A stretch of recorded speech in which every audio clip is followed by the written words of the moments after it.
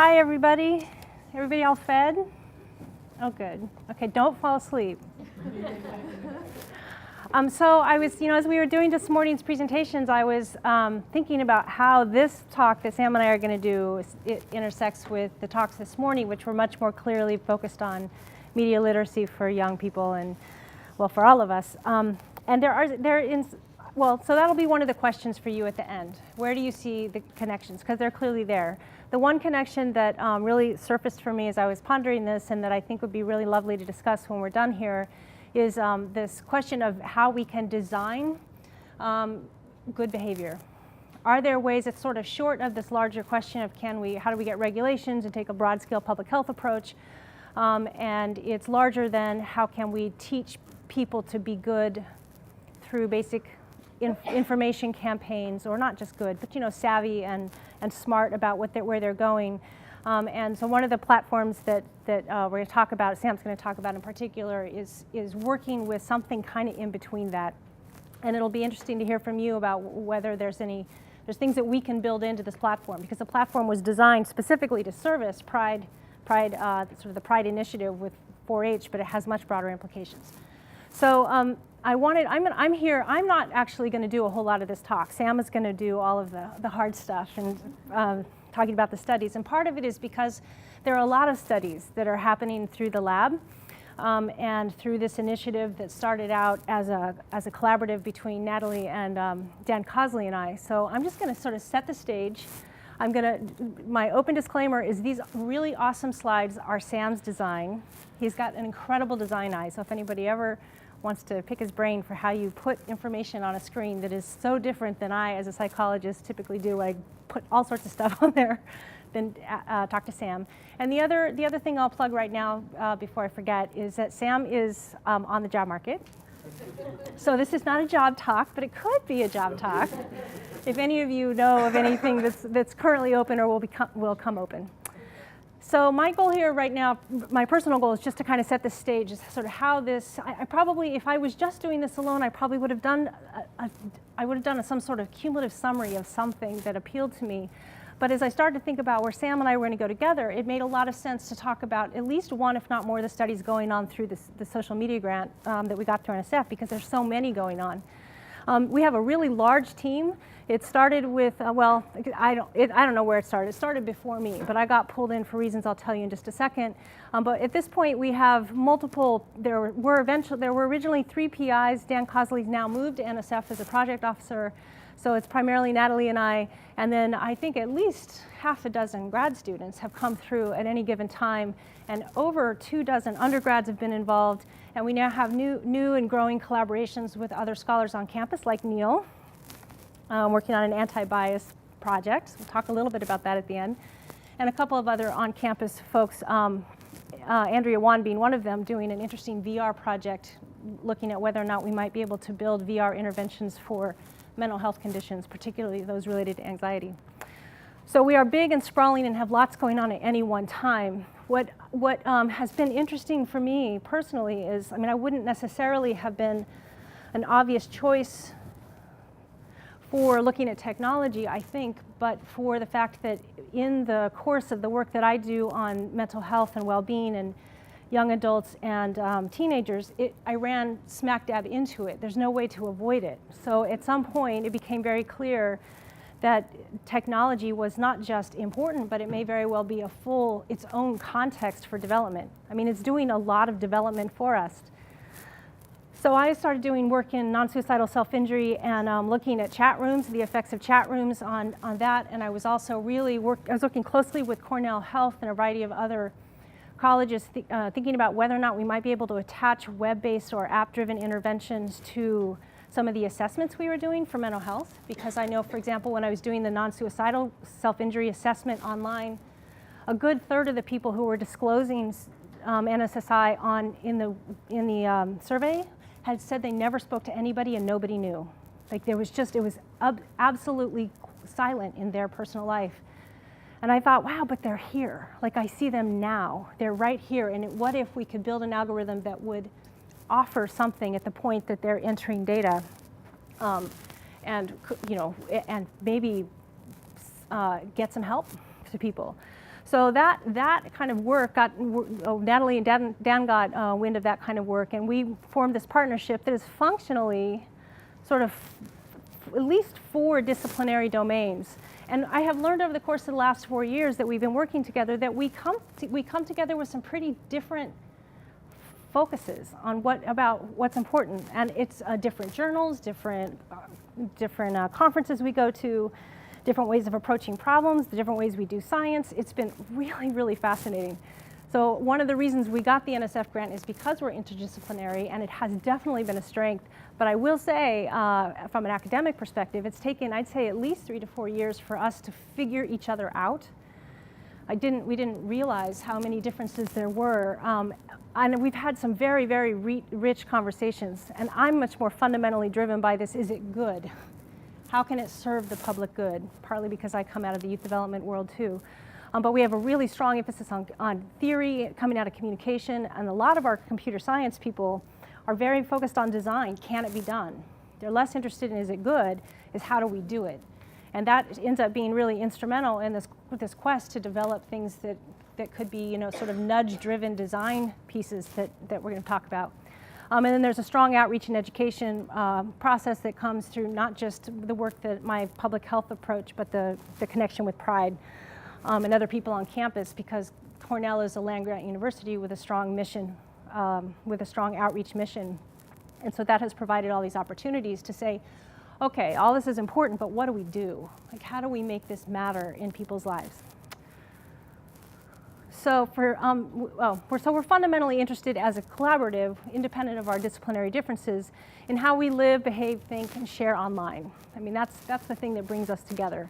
Turns out there's a whole lot we do in living, behaving, thinking, and sharing and loving online.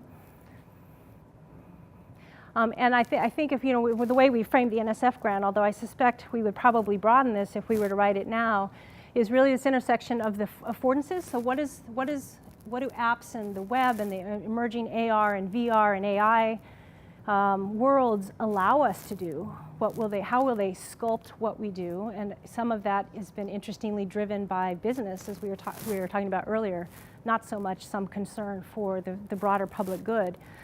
So how does this landscape shape things that fall in the realm of human factors, like human psychology and the way that societies and social groups get together and work online and form social networks in service of a variety of different agendas? So we've been interested in both behaviors and outcomes, which we would consider sort of primary basic questions, as well as interventions. And in particular, this question of how do we design interventions using design affordances. So I was trying to think of, we have a lot of different, we probably have, over the course of the last 4 years, at least 10 to 12 different studies going on, and they're in various stages of development. But if we had to put them in buckets, they would fall into cyberbullying and upstanding, which is what Sam's going to focus on today, family and intimate relationships, social support and psychological distress. So how is it that people can detect and respond in functional ways? What we call technology-mediated sexuality. So how is it that technology is interacting with sexual behavior, sexual preferences, sexual information sharing, and then social robots and privacy as we move more into the AI world. And we're right on the cusp of doing, as I said earlier, a VR study. And I think the place that we are moving right now is design, intervention by design. And Sam's going to talk about a cyber upstanding project that we have that's morphed into cyber-supported outreach, because the platform can be shared and is useful in that way. And we're VR and mental health, as well as the newly emerging project with Neil around anti-bias, which sort of fits in this bucket. So in terms of relationships, I'd say there are sort of 3 broad categories of questions we've been asking. One is, how does cyber life affect intimacy? Are we more connected and more authentically connected? Or are we connected, but we perceive a lot of aloneness, and that affects our mental health and sense of well-being in a lot of ways that we don't understand? And there's sort of data to support both. All of our studies kind of end in where most academic studies end, which is, it depends. So, and that's tricky, right? Because we've been getting, we get calls regularly from media who want more than it depends. They want to know, what are the take-homes? And walking that line, especially when any message that we might give as scholars about take-homes can be broadcast so broadly, has been an interesting dilemma for both of us. How is cyber life affecting social support? Both sort of, can we ask and receive social support in ways that are much more innovative and immediate than we've ever been able to do? Or is it just reinforcing loneliness, depression, anxiety, a lot of the kinds of things we bring to this digital screen that, that can't fundamentally alleviate what we feel or what we want? And then where I'm going to turn it over to Sam is, can we promote cyber upstanding by design? So this started with a project that one of the other grad students, also an interest that Fran brought into the lab around cyberbullying, and a whole bunch of conversations that we had. And so there was a study one that Sam's not going to talk about much today, I don't think, right? And study two was really in response to, well, it's clear cyberbullying is happening, we know that. We learned some things about what causes that and how people respond in these online spaces. And if we start to manipulate things by design, so if the spaces start to incorporate various features, different features, that something like a Twitter, an Instagram, a Facebook could reasonably employ and engage, could we change people's behaviors? It's sort of applying nudge theory, I think. I'll bring Thaler in here too, to some of our work. So at this point, Sam, I think it's you. Okay, so the goal of what I'm going to talk about is, rather than going over, Janis gave the broad strokes, I'm going to go deeply into one project that we did, because I think it offers a different orientation to the questions that we've been asking, because it's focused on design. So this project is on cyberbullying intervention, and it's got a whole host of individuals.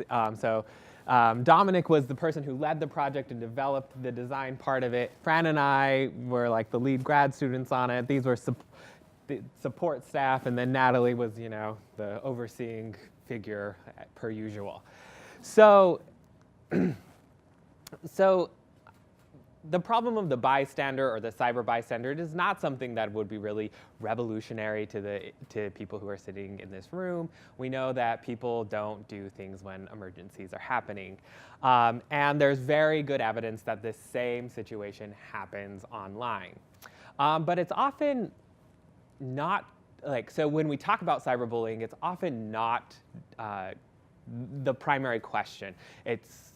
And cyberbullying intervention, it's usually like, how can we stop people from cyberbullying? Or how can we help people cope if they have experienced cyberbullying?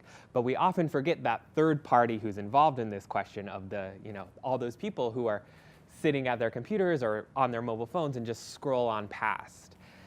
And so the statistics starting to get dated, but the number is usually 60 to 70% of people report having witnessed cyberbullying online and having just scrolled on by, had done absolutely nothing about it. And we know that many of the same behaviors that happen with offline bystander translate into the online space. So this study by Brody and Evangelisti demonstrated that the classic bystander effect, the more people who are watching the incident, the less likely you are to intervene.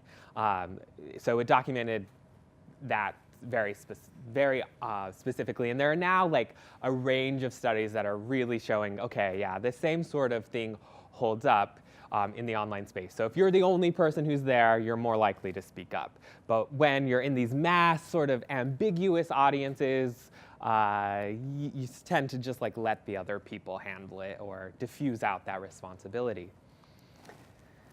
And the other thing that is certainly coming to the surface on this research is the types of interventions that people are willing to do when they see cyberbullying online. So you can sort of categorize them into two camps, right? There's directly saying, hey, stop that, we need you, or reporting them or flagging their behavior. And hands down, people are much more likely to flag and do these very indirect behaviors of intervening rather than standing up and saying something to the bully in that situation. So one thing that troubles us as we were reading the literature and stuff is technology is often blamed.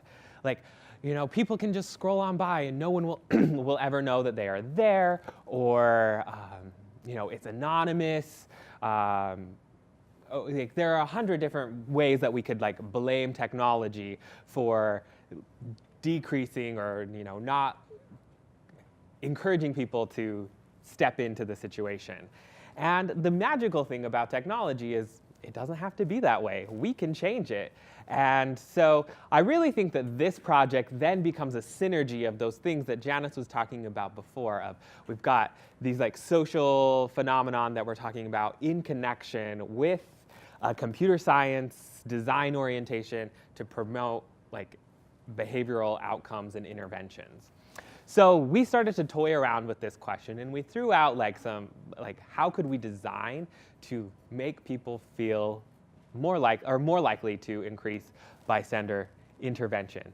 And so of course we turned to the bystander intervention model to help us inform what's going on here. And we're not the first people to do this, right? So there's a lot of work on algorithms and detecting and getting people to notice that cyberbullying is happening.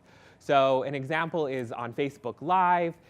If a certain number, this magical number that nobody really knows, of downvotes or angry faces or something comes into the question, then this thing pops up and says, we think there might be a problem here. Would you want to step in? So they're really targeted at that notice phase of the bystander intervention model. But the algorithm approach has some limitations, of course, when they do these big, so traditionally what they do is they go and they scrape Instagram or Twitter, and then they create an algorithm and then they test it on another set. And oftentimes, they're about as good as chance at detecting whether cyberbullying is happening. And that's because, there are a whole number of reasons. One is cyberbullying is very contextually defined. So I could say, I guess, this might sound offensive, but I could say you look fat, and that could be really mean, or that could actually be a joke between friends, right? And so they don't really know how to do that, and so they often rely on very intense forms of very, very, very negative, laden with curse words type posts to do these notices. So we thought, well, is there a way that instead of focusing on an algorithm to promote bystander intervention, that we could change the interface of a social networking site in some way that would nudge or encourage people to be hey, that's bad, or I'm going to report this situation. So, just spitballing all sorts of different things is how this came about. If we turned all negatively valence words red, would that maybe change something? If we added another symbol to Twitter's interface, would that encourage more intervention? So yeah, we played and tried to take this design orientation to how we could help solve this problem. And what we eventually decided on was, I mentioned that everybody's talking about notice that this is happening. And we thought, well, what if we moved down the bystander intervention model to the take responsibility? Can we design to get people to take responsibility for the situation? To not just scroll on by, but be scroll and be whoa, I need to do something about this. So because we know that there are these connections between offline bystander behavior and online bystander behavior, we turn to the offline bystander behavior to help us inform how we might encourage people to take responsibility. And one of the things that came to the surface was this public surveillance, or knowing that you're being watched by other members of the community rather than just being invisible in a crowd, tends to encourage you to step up. And so I don't love the use of the term surveillance because it often comes with a negative term about it. But so when I talk about public surveillance, though, that's what I'm talking about. Is I'm able to identify Neil. Neil did this. I know what Neil is doing, and so our thought is that if we get people to be able to point out that I know that Kayla is involved and saw this post, that might encourage them to, or like increase their feeling of just like general accountability for their behavior on the site. Like, you know, what I do, people will know about it. Like, and so like I should probably be a good citizen in some form or another. And so then like we wrap it into this whole model, because getting people to act is not an easy task. So if we increase public surveillance, then we might be able to make people feel accountable for their behavior, which would then, we hope, help encourage them to accept responsibility for cyberbullying that's happening on the site. And then potentially we will get somebody to say, hey, this needs to stop. So the method that we used to test this was a 3-day experiment where people used a platform, where mTurkers used a social media platform where we changed the design. So of course we would love to be able to change Facebook or Twitter or Instagram, but instead what we did is we developed our own social networking site called Eat Snap Love. Think of it as sort of like Twitter, but always has a picture and it's always about food. So which we thought was pretty natural. People love sharing their pictures of food. So it seemed like it was a natural place that we could have some experimental leverage inside of it. So Dominic created this social networking site, and then we changed 2 elements of the design. So the first one is creating a view notification. So in a few different ways, I've talked about like scrolling on by. And so we said, what if we made that an explicit action? Everybody knows that Rachel saw this. So we'll send that signal. So if you scroll past a post, we'll let you know. And then we also did an intervention or a design intervention where we changed the number of bystanders. So we either said, no, we don't know who saw this post, so similar to what Facebook or Twitter would be now, there's no indicator, it's very ambiguous. Or we did like less than 10 individuals saw the post, or then in the high bystander condition, there was more than 150 people who had saw the post. So hoping to replicate the just general bystander intervention or bystander effect with this design. So here's like the fully formulated thing of it, but that I just talked through. So depending on which condition you were assigned to of this interface, you got different designs to work with. But we realized that part of the trouble of studying this is that we are not able to control everything that's seen on the site. So this experiment really has 2 levels to it. The first is the design intervention, but then there's the Truman Project is what it's called. Dominic is a designer. He likes naming things really cool things. So the idea is to create an entire simulated social media experience where everything that you see on the site has been tightly controlled by the experimenters. So Dominic wrote a script that would, over the course of 3 days, post like 300 or so different pictures of food onto the site that then we had embedded inside of those posts instances of cyberbullying on top, and then there's the design element as well. So for each individual, when you logged in, the first thing that you would see is a post from Yolanda that was hummus. And no matter if you signed in at 11 p.m., 3 a.m., months apart, like it was always Yolanda. And then it continued to be the same experiment, like same script of posts with just these small design interventions. So the participant was similar to like a classic Confederate study in psychology, like everybody else was fake and everybody else was a bot, and you were the only person who was actually participating in this study. Hence the Truman Show, which is exactly what happens in that show. So like I said, embedded inside of there were 4 cyberbullying messages where Emma bullied Cassie each time, so we wanted there to be that repetition element to it, so it wasn't just like this one trolling comment, like there was a pattern of behavior that happened over the 3 days as well.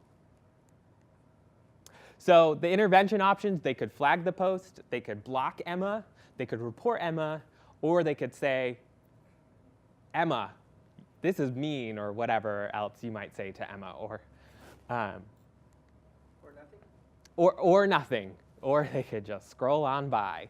And that's what we saw. 75% of people did absolutely nothing. So we can verify, because we have access, they saw the posts. So as part of it, they were required to log in twice a day, as well as post their own behaviors as well, which they got fake comments on from the bots and stuff to like really make it feel synthetic. Like, it's awesome. I can log you in if you want. But 75% of people just scrolled on by. So we have about 25% of people who did something. If they did something, 96% of the time, they flagged it. So there was one individual who did 2 behaviors. She flagged it, and then she emailed Dominic and said, this Emma girl is a jerk. Like, I think something needs to happen. But other than that, flagging was the only thing that happened. I think that same person also blocked the post as well. So flagging really then became our dependent variable in the study, because it was really the only thing we got some variance on. So what we found with the public surveillance, so remember, we wanted to try and make it so that, I'm trying to think of somebody's name, but Neil was my example before. I knew that Neil saw this post and make Neil feel like others were aware of his behavior. So we were able to do that in some of the conditions. So compared to the control, which is sort of, think of that as like the status quo for social media sites right now, the control condition. In 3 conditions, we were able to make people feel more a sense of public surveillance. So if they had the indicator of less than 15 individuals had seen this post, they felt like people knew who they were and were watching their behavior, as well as, so the view notification alone did nothing. We didn't, just giving them the eyeball and saying, hey, we know that you've seen this post, it didn't do anything. But if we combined it with the audience size indicator, in both conditions, both low and high, we were actually able to make them feel like, okay, like Neil, we were able to make Neil feel like people were watching him. So we got some variance on or some change in the areas that we were hoping to. So then when I turn to the model, everything's in relation to those 3 groups compared to the control condition. So in the experimental condition, we were able to make people, in those 3 groups, we were able to increase their feeling of public surveillance. Public surveillance, in turn, predicted them feeling just like generally accountable and responsible for what they did on the site. Accountability then tended to predict personal responsibility. And if they accepted personal responsibility, remember, is a personal responsibility for cyberbullying. If they accepted responsibility, then they were more likely to flag the posts. Of course, we were swimming upstream here. There wasn't a ton of this that happened, but we were able to predict it. However, we also found that in the absence of personal responsibility, making people feel accountable for their behavior actually negatively predicted whether they were willing to intervene or not. So in the absence of accepting personal responsibility, they were less likely to intervene. And then we did, Hayes process model, and we were able to detect some indirect effects here, slight indirect effects, because this is quite the chain of events that's happening here. Oh, and all the other associations were not there. Okay, so we did this project. We're really excited about it. Dominic had created this interesting platform with the bots and stuff to use, and word got out to PRYDE and the 4-H, and they were excited and said, how could we use this to help educate youth? So the next step moving forward is what we're calling social media test drive. And let me explain what that means. So when it was the youth development update, I believe is what it was called, where Janis and Natalie went and talked to 4-H educators. They were saying, one thing that we're noticing is that adolescents who aren't on social media don't have a place to test and learn how to use these networks. Instead, they jump straight in, and there's no safe place to do it. And they were like, maybe Truman could be a place to test it. So that's exactly the direction that we're moving forward, is creating these synthetic social media experiences for youth that provide educational opportunities to teach them how to be productive members of the online world. So it takes Truman a step further, and we have had to change all of the posts, change the script, change the content. Truman is no longer just about food. It's very youth-oriented things. So we have now like a team of undergrads who are working on this just to create content, because 300 posts, like, it's a lot of content alone just to be creating. So what happens? So we've been working on 3 modules related to test drive. So the first one is smart sharing. So we've pulled from different media literacy programs to talk about, like, what should you be sharing online, thinking about issues of privacy, impression management, those sorts of things. There's a question of information literacy and evaluating source credibility and finding fake news. And then the last one really is a representation of the study that I presented to you on helping stop cyberbullying. So what this looks like is, so they get onto the site, and then there's like a pre-survey that they fill out about whatever specific topic that we have developed the module around. And then there is they actually like use the site, and interact with posts, and new posts come in, and those sorts of things. And there's cyberbullying inside of it, or there's fake news inside of it, or whatever. And then there's a post survey where we see if there was any sort of movement on these elements or whatnot, if we were able to meet some of our educational goals. So one part of it, though, is it's not like they just like log in and then everything's finished. It's actually like it's something that's designed to be taught in connection, like, so have a room of adolescents, and then an instructor or a 4-H facilitator walk them through this process as well. So each of them take about 20 to 30 minutes. So all of the modules together last about 60 minutes. Of course, we notice some of the limitations of this, but it's similar to like test driving a car in an synthetic environment. Of course, there are limitations, but it does provide us with some ecologically valid experiences that we could demonstrate to these youth. So last week, 1 week ago today, they went to Science Connect at Cornell's campus, and they did this. They went through these 3 modules and with about 20 youth and taught and worked through it. So we have done a pilot of these within the past week.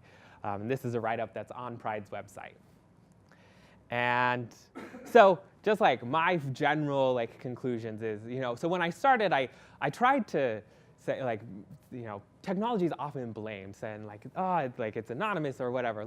But maybe technology could be part of the solution. Maybe we can change the design of technology to promote these types of behaviors that we want to see with these so Truman and the website is a very flexible technology that Dominic is working to turn into a point-and-click thing that can be distributed to researchers. And then, of course, the finding is in the absence of personal responsibility, there's got to be personal responsibility that they feel in order to upstand. So the design is going to intersect with interesting psychological phenomena that then might predict behavior. But seeing that direct effect, we didn't get it. And maybe you can come up with the design that's no matter what, no matter what's going on up here, we can get it. But I think that there's something there of the design to the psychological processes to then human behavior. Okay, and that's me. Well, stay here because we're going to do the next part together. So I just was going to quickly populate all of this in terms of where we're going. I think when I was pondering, or when we were pondering what to do for today and the connections with the lab, the civic part was really what stood out. We're not doing a lot with civics, with literacy, obviously, at this point. Although I think the work that we'll be doing with Neil, hopefully, we'll approach that more often, or more. And then we'll also be doing more of the outreach work. But we're spending a lot of time figuring out how do you promote pro-social behavior, basically in online forums. How do you promote civility? I mean, just can people not be jerks online? Can we get a little bit of just at least neutral responses, if not good responses? And we're doing that in a variety of ways. So we have a new project that is with Drew Margolin, who's an assistant professor in communication, about see whether or not we can actually design Good Samaritan behavior using the Truman platform. The platform, by the way, is really useful not only for conducting experiments that allow you to tightly control things and understand phenomenon, so sort of social and psychological phenomenon, in addition in online forums, but it also, and then it has this kind of nice outreach capacity that Sam just nicely articulated.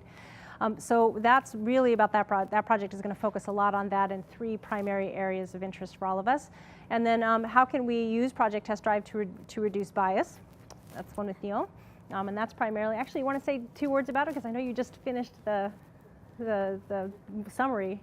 Yeah, so similar to some of the things Sam mentioned, one of the interesting things in the bias reduction literature is people need to not only learn strategies for addressing bias when they see it, but opportunities to practice those strategies so they're actually likely to use them when confronting those situations. So we've got a grant that we're working on to try to use the platform to teach some of the bias reduction strategies that are out there in literature and provide opportunities for people to practice with these bots and then see what happens. Yeah, we're going to start, I think it's interesting that we're going to start in the engineering school based on work that you've been doing with them around gender bias. Yeah. So that'll be fascinating. And then, as I mentioned earlier, we're using VR technology with Andrea Wan, who's also in COM. I feel like I just need to get an office in COM. I spend most of my life over there now, trying to figure out whether or not we might be able to use VR technology to reduce anxiety-related arousal once people understand that they're aroused. So in thinking about where we might go for questions, do we have time? I don't know how we're doing on time. We're good, okay. So I wonder if we could think about as a group, if based on everything that we've talked about and listened to so far, how we could use Project Test Drive, because we're currently, as Sam mentioned, we're currently developing modules for kids that can be piloted. Are there things that we should be building in terms of exposure to information or opportunities to practice things or scenarios that might be challenging or provocative for them that we can then do instruction around? That would be helpful takeaways for us. Yeah? Just a really brief question is, are you involved in the target population? The kids, yeah. Yeah? How are you doing that? Do you want to take that one? Involving the young people. Yeah, that's fine. So yeah, that's happening through. So there's this interesting chain. There's the PRYDE program and this 4-H program, and so there's multiple points of contact in there. And the 2 people that are on the ground actively doing this. So Dominique is the person who we've referenced a few times, and he's really the design whiz. Everybody doing social media ought to have a design person on their team, I have learned. Because there's so many things he can just do. We can have an idea, and he's like, I can do that. It's really magical to me. And then there's another person who's on the ground working with the educators in various counties, and they've gone out and done focus groups and keep interviews, and then also sort of looking at existing like common sense media curricula and other kinds of curricula and sort of merging all that. So there's this ongoing exchange, I think, with the target population through a variety of things. So some of it's qualitative data collection, some of it is when they take it on the road, like they literally go on the road, do the sort of the beta test of whatever module they're testing with young people and ask them for feedback. So that's happening too. Those are the 2 primary ways now. Other ideas, or maybe we can talk, yeah, go ahead. I'm not sure how this would actually work, but we're trying to look a lot into like media balance, and so we've Common Sense has this campaign called Device-Free Dinner, but it kind of is supposed to go beyond that and just like how do you create balance in your life that is infiltrated with tech, and create that mindfulness and moment to pause and think and maybe put down the device. And I'm curious if there's a way with this, like just understanding how often someone goes on to whatever their social media feed is and likes something or swipes something, and Right. there could be something with that. Yeah, we were talking about this before lunch, actually, or at least I was thinking about it, and we were then talking about it around like cyber sensibility. Like it's not just creating information that kids are then access and get educated by, but how do you cultivate good intuition, good sensibilities? How do you help them understand, as Jamila was asking, how they're being manipulated potentially, and how to detect that and respond to that before it happens to them? And the how is a great question. I mean, it would be wonderful if we had collective ideas on the how, because I feel like in some ways, you were kind of alluding to, we're not going deep enough in terms of how we make change that way. Yeah. Yeah. One of the family life development educators in New York Cooperative Extension asked me if how to involve both parents and very young children working together on developing cyber sensibility and media use, and even training the parents how to come up with the rules as a potential. And right now with Test Drive, parents are hearing about the program, but they're not participants in it. Right. Yeah, it'd be a nice part of the 2Gen concept too, right? It would be. Yeah. Certainly something that merits discussion. I don't know how we would do that quite yet, but it shouldn't be too difficult. Right, yeah. I mean, that's almost something that we always hear when we go talk is like, you need to get the parents involved too. Yeah. What's the age? I missed it. Is this like before they get on social media, super young, or? In reality, probably not before they get on social media, but 4-H, I mean, Jamila, what's the primary 4-H population in New York State, would you say? They're younger, right? You said New York City? Well, in New York State. Yeah. It's primarily K through 6 is where we do most of our work. Yeah. But we do work with young people 7 to 12, so middle, high school students. But as well. involvement in 4-H starts to really drop off in 7 through 12, right? So I think most of the populations are K through 6. That's good. I was just thinking about I'm sure you guys are up on this, but the literature on how the kids I appreciate the attempt to educate them on some basics, but man, they're really savvy. I know. And they need the education, but at the same time, like they have the Finsta and the Rinsta going on that we're all just realizing is a cultural practice, and the way that they manage their own privacy, like Alice Marwick's work and Dana Wood's work on privacy is promised. Like I'm thinking like they're here. Yeah, they need to be educating us. Yeah, that's what I'm thinking. Exactly. Yeah, that's why I think a 4-H level. This makes a lot of sense. But otherwise, I felt like I don't know. These kids could be like schooling us. Right.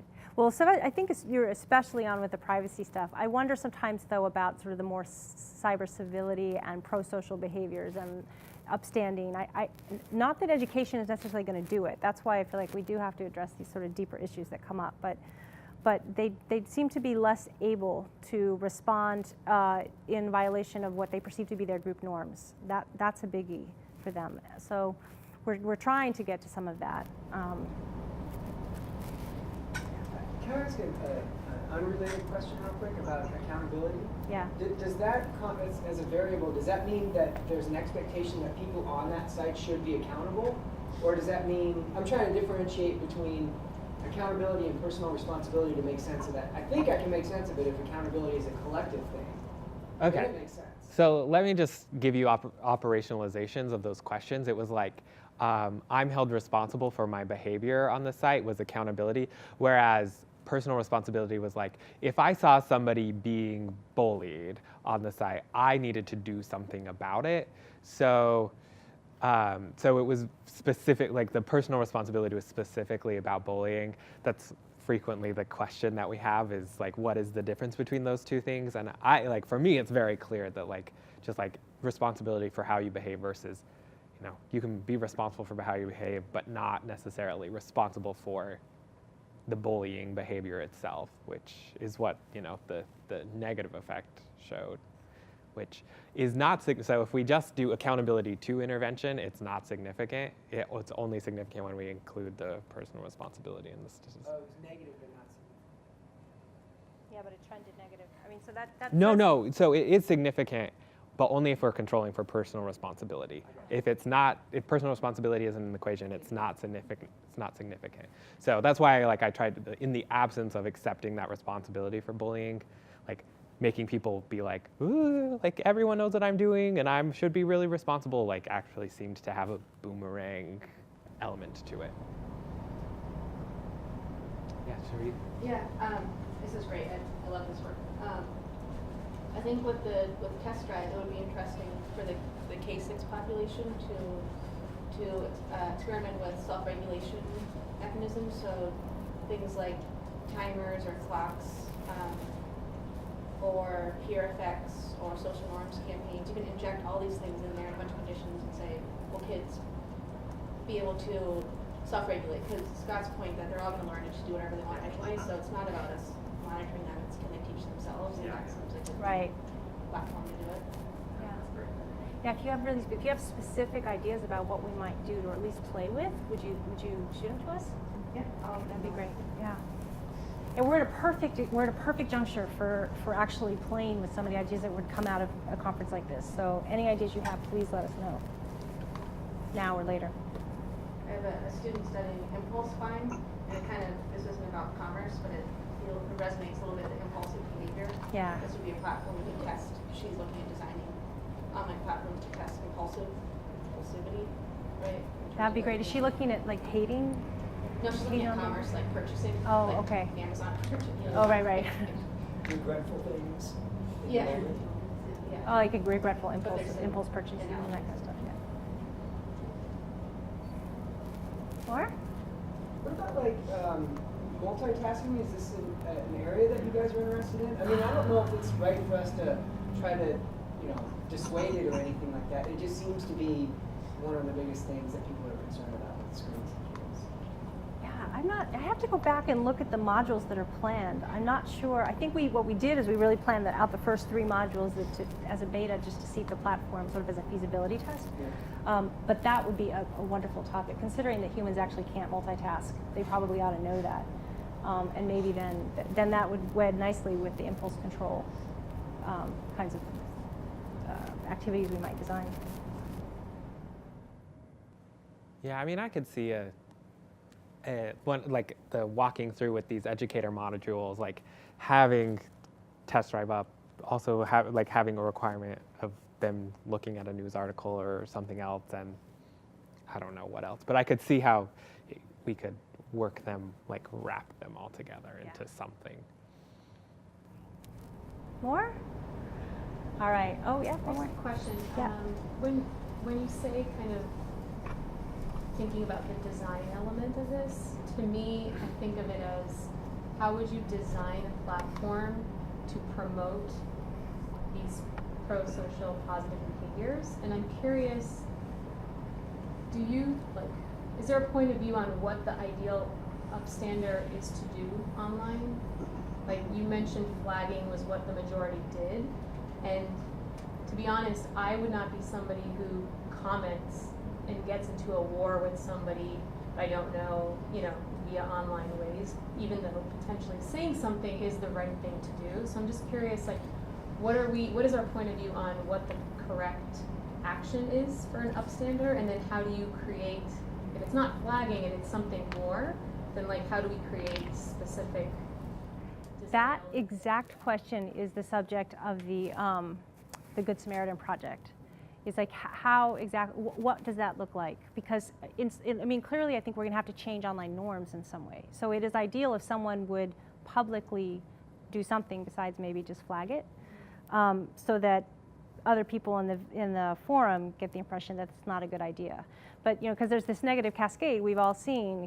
So the question is, can we reverse that? Can we stop it and reverse it and maybe cause a positive cascade? Probably harder, just because of the way humans are programmed, but maybe not impossible. So hopefully, if we can redo this again in a few years, we'll have some answers on that. And I would also add, I don't think that there is work on what alleviates the psychological distress the best. Like if your post was flagged or comments, or if somebody spoke out on your behalf. I would say, like, although a reviewer fought back on me on this, I would say that this like work is still pretty young, and so we haven't had that test yet. So I feel like jumping for joy that we actually got people to do anything. So we were initially thinking, oh, this will change over time, and we'll do a growth curve model of this, and we'll see. Like, no, this was like yes, no. Did they do it at all? So I appreciate the question, and I think that we just haven't been able to go that far into the question. In your platform, I don't know that this is true in real life, but if something gets flagged, is there a notification on that post then? Like, 2 people have flagged this, or 20 people have flagged this? Like, is there any way to make that less anonymous? So what happens on the platform, which I think would be a great next step of changing what happens when you do flag it, because there's work that shows like that people get really frustrated because they flag it and nothing, it just like goes into the abyss. So right now what happens is they flag it and it like gets like a really dark overlay over it and says, thanks for letting us know, and then the post goes away is the only thing that happens.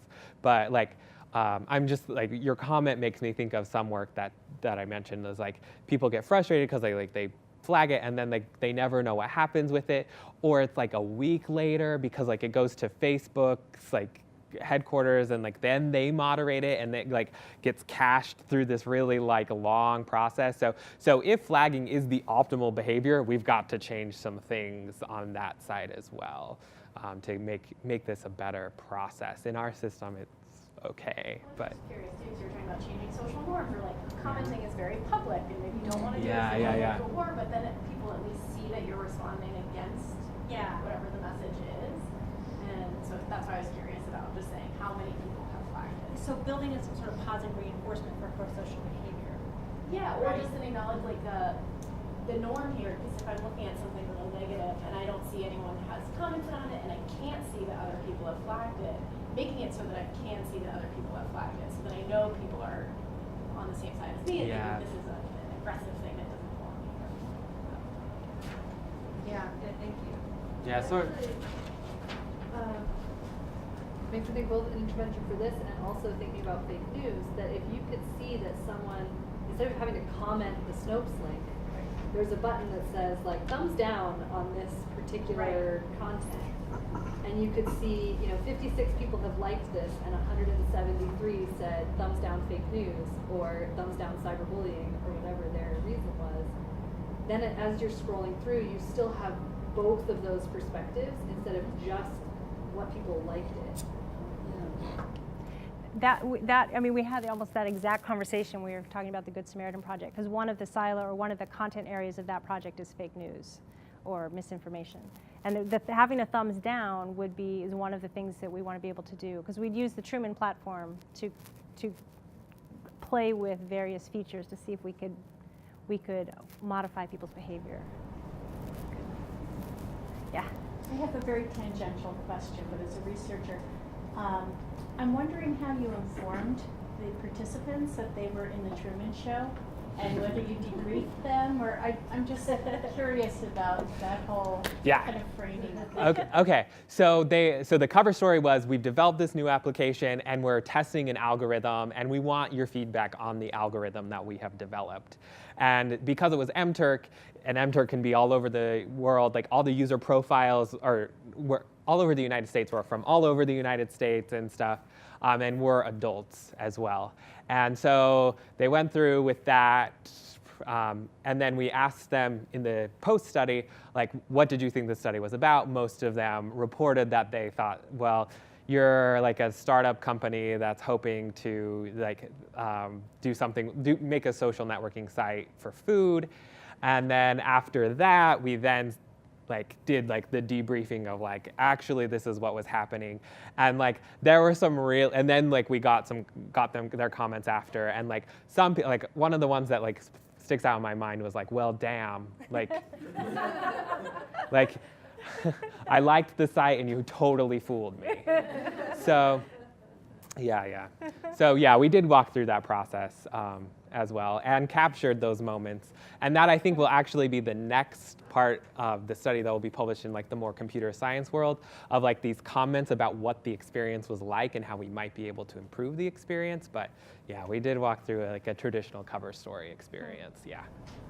So a follow-up comment on that. The version for youth, they know it's a test drive. Yes, they're told. They're told, not because told. as soon as Okay, you're given good. a new social media site and so is your friend next to you, you're gonna try to friend your friend.